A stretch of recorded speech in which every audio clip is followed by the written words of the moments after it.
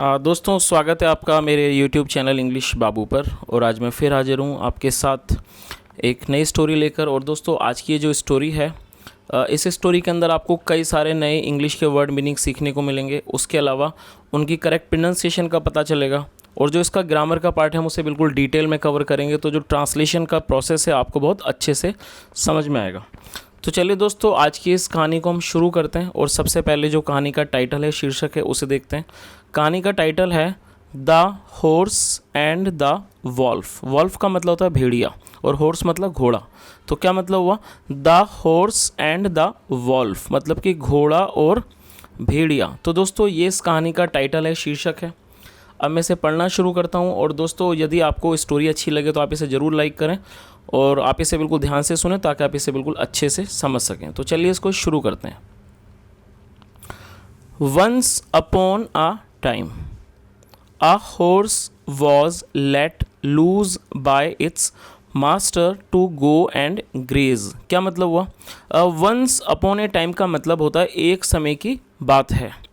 A horse was let loose. दोस्तों, ये जो लेट है, मैं आपको बताना चाहूँगा, ये जो लेट का प्रयोग हम जब करते हैं जब हम किसी कार्य को होने देते हैं या फिर नहीं होने देने के बारे में बात करते हैं, तो वहाँ पर लेट का प्रयोग किया जाता है। और लूज़ का मतलब होता है खुला छोड़ना। लूज़ मतलब किसी को खुला छोड़ना। लेट लूज़ मतलब किसी को खुला छोड़ देने को लेट लूज़ कहा जाता है। तो क्या मतलब हुआ इस लाइन का? A horse was let loose मतलब कि एक घोड़े को खुला छोड़ दिया गया बाय इट्स मास्टर, उसके मालिक के द्वारा। टू गो एंड ग्रेज मतलब कि उसको जाने के लिए, एंड ग्रेज करने के लिए। ग्रेज का मतलब होता है चरना, घास चरना या चरना, उसे ग्रेज कहा जाता है। तो इस पूरी लाइन का क्या मतलब हुआ कि एक समय की बात है, एक घोड़े को खुला छोड़ दिया गया उसके मालिक के द्वारा, टू गो जाने के लिए, एंड ग्रेज मतलब उसको जाने के लिए और उसको ग्रेज करने के लिए, उसको चरने के लिए। चलिए आगे देखिए। The horse happened to reach the edge of the forest which was not far away from the village where his master lived. क्या मतलब हुआ? देखिए, हैपन का प्रयोग जब किया जाता है किसी वाक्य में, जब हम ऐसा कुछ भी शो करना चाहें कि कोई भी क्रिया हुई और वो जो क्रिया हुई वो बिना किसी योजना के हुई, वो अपने आप हो गई या फिर अचानक हो गई, तो उस जगह पर हैपन का प्रयोग किया जाता है। और ये पास्ट इंडेफिनिट का वाक्य है तो ये हैपेंड हो गया, क्योंकि ये पास्ट अफर्मेटिव का वाक्य है जहाँ पर सेकंड फॉर्म का प्रयोग किया जाता है। तो इस लाइन का क्या मतलब हुआ? The horse happen to reach मतलब कि घोड़े का पहुँचना हुआ। कहाँ पहुँचना हुआ? The edge of the forest. Edge का मतलब होता है किनारा, मतलब कि जंगल के किनारे पर। विच वॉज नॉट फार अवे जो कि ज़्यादा दूर नहीं था। फार अवे मतलब दूर। विच वॉज नॉट फार अवे जो कि ज़्यादा मतलब कि दूर नहीं था। कहाँ से दूर नहीं था? From the village, from the village मतलब गाँव से। वेयर जहाँ हिज मास्टर लिव्ड जहाँ उसका मालिक रहता था। तो इस पूरी लाइन का क्या मतलब हुआ? The horse happen to reach the edge of the forest मतलब कि घोड़े का जंगल के किनारे पर पहुँचना हुआ।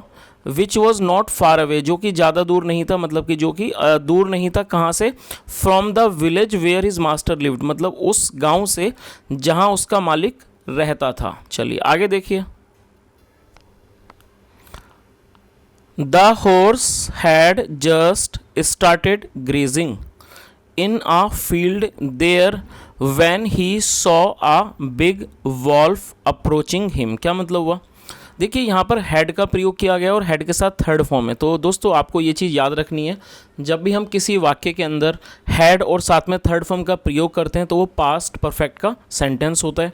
और आप इस तरह के वाक्यों को बहुत अच्छी तरह से समझ भी सकते हैं और बना भी सकते हैं कि यदि आप पास्ट परफेक्ट में कोई भी वाक्य बनाते हैं तो वहाँ पर आपको हैड का प्रयोग करना होता है। और हैड जो है वो इसकी हेल्पिंग वर्ब है और हैड के साथ आपको हमेशा ही वर्ब की थर्ड फॉर्म का प्रयोग करना होता है। और स्टार्ट की जो थर्ड फॉर्म है वो स्टार्टेड जिसका मतलब होता है शुरू करना, और ग्रेज का मतलब होता है चरना। तो इस पूरी लाइन का क्या मतलब हुआ? The horse had just started grazing मतलब कि घोड़े ने चरना शुरू ही किया था। इन ए फील्ड एक खेत में। देयर वहाँ। वैन जब। He saw. दोस्तों SAW की जो करेक्ट प्रोनाउंसिएशन है वो है सॉ, इसको आपको सा नहीं पढ़ना जो कि गलत प्रोनाउंसिएशन है। तो ये है सॉ और ये सी की सेकंड फॉर्म है। सी मतलब देखना और सॉ मतलब देखा। व्हेन ही सॉ, जब उसने देखा। अ बिग वॉल्फ मतलब एक बड़े भेड़िए को उसने देखा।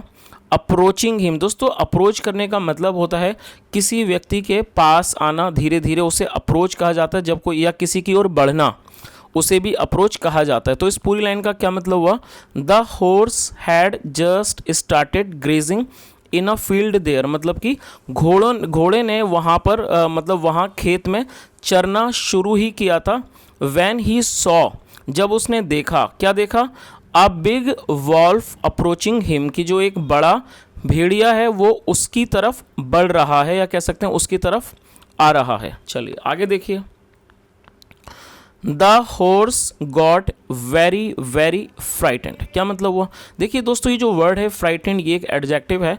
और यहाँ पे मैं आपको एक छोटी सी इन्फॉर्मेशन देना चाहूँगा कि जब आप कोई ऐसा वाक्य बनाते हैं कि जो कि एक अगर किसी वाक्य में आप एडजेक्टिव यूज़ करते हैं, यदि आप उसमें वर्ब को यदि आप उसको वर्ब के रूप में प्रयोग करना चाहते हैं तो आपको एक सपोर्टिंग वर्ब की ज़रूरत होती है उसको वर्ब बनाने के लिए। क्योंकि ये फ्राइटेंड है, एडजेक्टिव है, इसके साथ कोई भी आप चेंज नहीं कर सकते, तो इसे वर्ब बनाने के लिए एक सपोर्टिंग वर्ब का इस्तेमाल किया जाता है। और उसकी सपोर्टिंग वर्ब है गेट, और यहाँ पास्ट इंडेफिनिट है तो गेट का हो गया गॉट। तो आप इन चीज़ों को भी याद रखें कि यदि आप कोई भी ऐसा वाक्य बनाते हैं जिसके अंदर आप एडजेक्टिव को वर्ब बनाना चाहते हैं तो उसे वर्ब बनाने के लिए आपको एक सपोर्टिंग वर्ब का यूज़ करना होगा। और यहाँ पर इस सपोर्टिंग वर्ब जो है वो है गॉट, जो कि गेट की सेकंड फॉर्म है। और ऐसा भी ज़रूरी नहीं कि हर बार गेट आएगा, कई बार बिकम भी आ सकता है, कई बार कुछ और भी आ सकता है, ये डिपेंड करता है वाक्य के ऊपर। तो इस लाइन का क्या मतलब हुआ? The horse got very very frightened, मतलब जो घोड़ा था वो बहुत मतलब बहुत अधिक घबरा गया, भयभीत हो गया। फ्राइटेंड मतलब भयभीत, मतलब घोड़ा बहुत ज़्यादा भयभीत हो गया। एंड बिगेन टू थिंक, ये बिगेन की सेकंड फॉर्म में बिगेन टू थिंक, और वो सोचने लगा। बिगेन टू थिंक हार्ड मतलब वो बहुत ज़्यादा सोचने लगा। How to be safe, safe मतलब सुरक्षित, हाउ टू बी सेफ मतलब कि सुरक्षित कैसे हुआ जाए। फ्रॉम द क्रूअल वॉल्फ मतलब कि फ्रॉम द क्रूअल, क्रूअल का मतलब है क्रूर, मतलब इस क्रूर भेड़िए से सुरक्षित रहा जाए। तो इस पूरी लाइन का क्या मतलब हुआ कि जो घोड़ा था वो बहुत ज़्यादा भयभीत हो गया और वो बहुत ज़्यादा सोचना उसने शुरू कर दिया कि कैसे सुरक्षित रहा जाए, किससे सुरक्षित रहा जाए? फ्रॉम द क्रूअल वॉल्फ मतलब इस क्रूर भेड़िए से। चलिए आगे देखिए। बिफोर लॉन्ग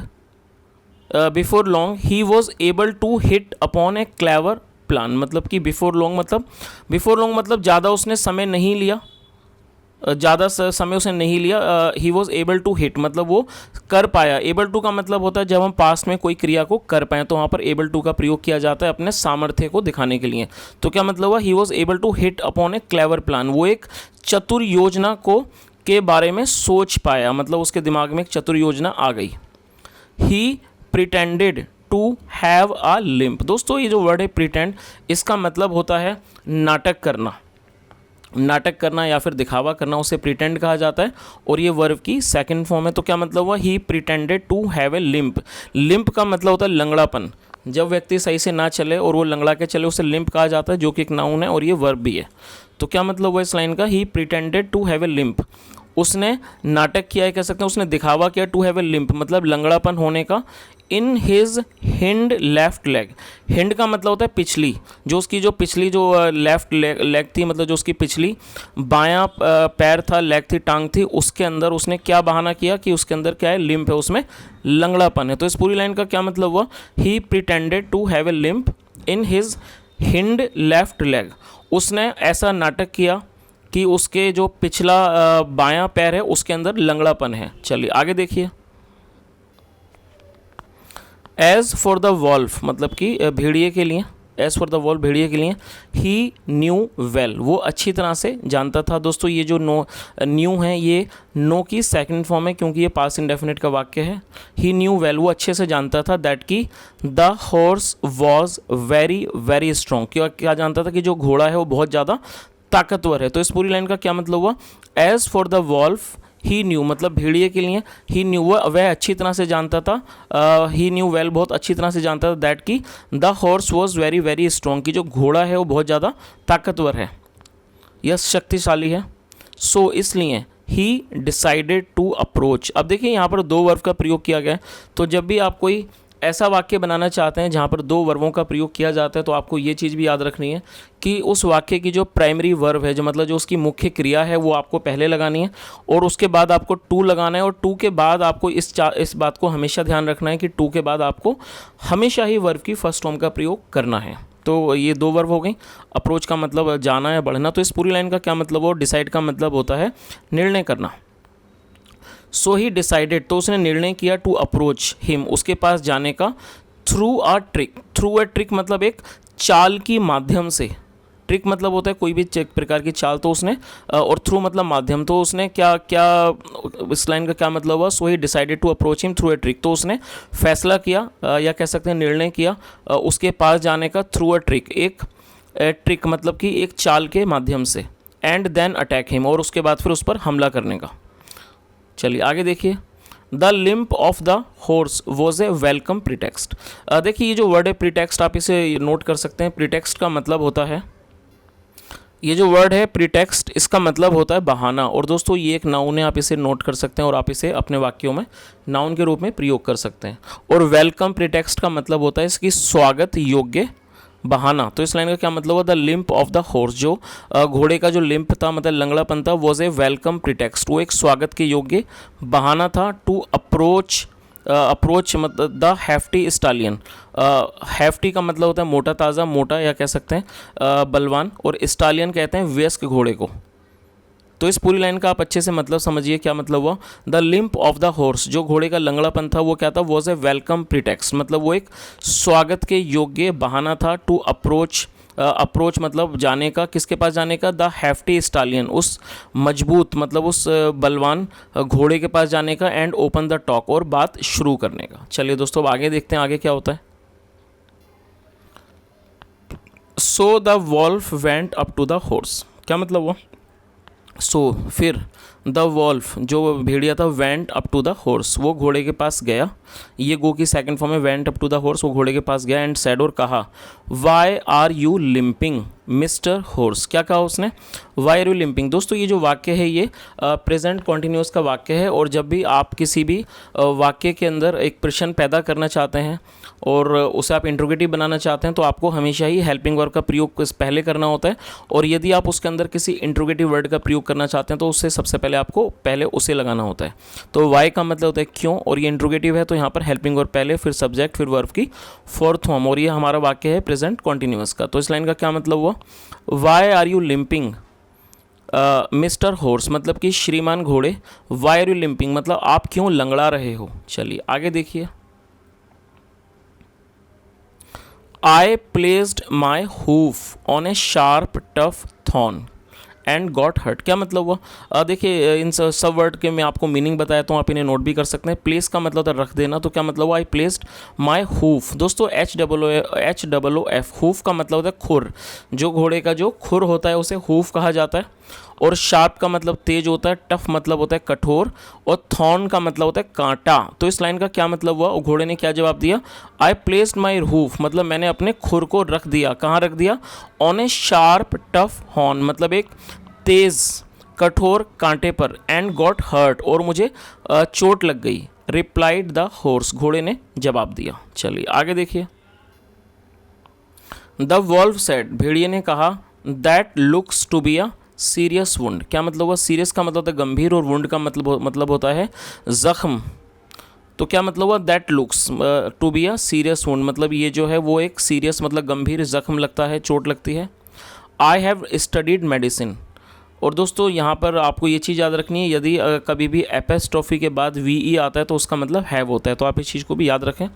और ये जो हमारा वाक्य है ये प्रेजेंट परफेक्ट का है, यदि हैज़ हैव के बाद थर्ड फॉर्म आती है तो वो प्रेजेंट परफेक्ट का वाक्य होता है, और स्टडी का मतलब होता है अध्ययन करना, तो क्या, और मेडिसिन का मतलब होता है दवाई वगैरह।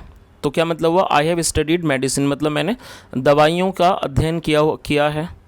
Would you like me to look at it, क्या आप चाहोगे मैं इसको देखूं। चलिए आगे देखिए, आगे क्या होता है, the horse was able to follow that the wolf, trying to attack him. तो क्या मतलब हुआ, the horse was able to follow. Follow का मतलब होता है कि इसका पीछा करना है, फिर समझ पाना। तो जो हॉर्स था, घोड़ा था, वॉज एबल टू फॉलो, वो इस चीज़ को समझ पा रहा था दैट कि the wolf was trying to attack him, जो भेड़िया है, वॉल्फ है, वॉज ट्राइंग, वो कोशिश कर रहा था टू अटैक हिम, उस पर हमला करने की। तो इस पूरी लाइन का क्या मतलब हुआ कि जो घोड़ा है वो इस बात को समझ पा रहा था कि जो भेड़िया है वो उसको मतलब उस पर अटैक करने की, हमला करने की कोशिश कर रहा है। बट लेकिन ही वॉज रेडी, लेकिन वो तैयार था फॉर एनी इवेंचुअलिटी। देखिए जो वर्ड है इवेंचुअलिटी, आप इसे नोट कर सकते हैं, जिसका मतलब होता है संभावित घटना। तो इस लाइन का मतलब क्या हुआ, बट ही वॉज रेडी, लेकिन वो तैयार था किस चीज़ के लिए, फॉर एनी इवेंचुअलिटी, किसी भी संभावित घटना के लिए वो तैयार था। चलिए आगे देखिए। सो इसलिए ही सैड, उसने कहा, वाई नॉट, क्यों नहीं, मिस्टर वॉल्फ, मतलब कि श्रीमान भेड़िए, you can see my foot, आप मेरा पैर देख सकते हो, एंड एडवाइज सम, एडवाइस का मतलब होता है सलाह देना या सुझाव देना, एंड एडवाइज सम क्योर, और क्योर का मतलब होता है निदान या फिर इलाज, फॉर इट, इसके लिए। तो उसने क्या जवाब दिया, वाई नॉट, क्यों नहीं, मिस्टर भेड़िया, you can see my foot, आप मेरा पैर देख सकते हो, and advise some cure for it, और आप इसके लिए मुझे कोई सलाह, मतलब कि किसी निदान का या कह सकते हैं किसी भी उपचार की सलाह दे सकते हो। चलिए आगे देखिए। The wolf went up to the horse, जो वॉल्फ था, भेड़िया था, वो घोड़े के पास गया, एंड आस्क्ड हिम, और उससे पूछा या कह सकते हैं उसको कहा। देखिए जो आस्क का मतलब होता है, आपने सुना होगा, आस्क का मतलब पूछना होता है आमतौर पर, लेकिन आस्क का मतलब किसी व्यक्ति को कुछ काम करने को कहना भी आस्क होता है। तो यहाँ पर इसका मतलब है उसको, उसने कुछ करने को कहा। तो क्या मतलब हुआ, the wolf went up to the horse, जो भेड़िया था घोड़े के पास गया, एंड आस्क्ड हिम, और उससे कहा, टू लिफ्ट, लिफ्ट का मतलब होता है उठाना, उसे उठाने को कहा, हिज हिंड लेफ्ट, उसके पिछले पैर को, हिज हिंड लेफ्ट लेग मतलब उसके पिछले बाएं पैर को उसने उठाने को कहा, सो दैट, ताकि, he might examine his foot, ताकि वो उसके जो फुट है, पैर है, उसको वो एग्जामिन कर सके, उसकी वो जांच कर सके। एग्जामिन का मतलब होता है जांच करना। द हॉर्स अग्रीड, अग्री का मतलब होता है सहमत होना, जो हॉर्स था, घोड़ा था, अग्रीड मतलब वो तैयार हो गया, सहमत हो गया। बट लेकिन as the wolf bent to grab, जैसे ही जो वॉल्फ था, भेड़िया था, बेंट, ये बेंट का मतलब झुकना, वो झुका, टू ग्रैब झपटने के लिए, हिज लेग, उसकी टांग को, द हॉर्स गेव हिम, ये गिव की सेकंड फॉर्म में गेव, द घोड़ा था, उसने क्या किया, द हॉर्स गेव हिम, घोड़े ने उसे दिया, अ माइटी किक, एक मजबूत, उसने उसको लात मारी। चलिए आगे देखिए आगे क्या होता है। तो इस पूरी लाइन का क्या मतलब हुआ कि जो घोड़ा था वो तैयार हो गया, और जैसे ही जो भेड़िया था वो झुका, उसको उसके टांग को पकड़ने के लिए, मतलब झपटने के लिए, grab his leg, the horse gave him a mighty kick, जो घोड़ा था उसने एक बहुत मतलब कि शक्तिशाली उसको एक लात मारी, किक किया उसको। Each to his own trade, thought the wolf, क्या मतलब हुआ, जो वॉल्फ था उसने क्या सोचा कि each to his own trade. और दोस्तों इस लाइन का मतलब आपको समझना, each to his own trade, ये जो घोड़ा है उसके बारे में बात हो रही है कि जो घोड़े ने उसको लात मारी, वो उसने अपने ही स्टाइल में मारी। तो इसका मतलब हुआ कि each to his own trade, उसने अपने ही स्टाइल में उसको मारा। थॉट, ये थिंक की सेकंड फॉर्म है थॉट, ये सोचा, किसने सोचा, थॉट द वॉल्फ, भेड़िए ने सोचा। एज जैसे कि, ही फ्लू, वो उड़ा, थ्रू द एयर मतलब कि हवा में उड़ा। तो दोस्तों ये स्टोरी थी, और आपने देखा कि वो जो घोड़ा था उसने अपनी समझदारी से उस भेड़िए का वो शिकार नहीं बना, बल्कि उसने भेड़िए को ही पीट कर भगा दिया। तो दोस्तों ये आज की जो कहानी थी, इससे हमें शिक्षा मिलती है कि यदि हम कोई भी हमारे सामने परेशानी आती है, हम यदि उसमें अच्छे से विचार करें और अच्छी तरीके से उसको हैंडल करें, तो हम किसी भी परेशानी को हैंडल कर सकते हैं।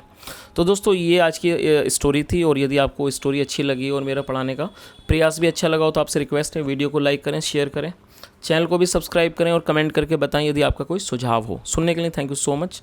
Have a nice day and bye.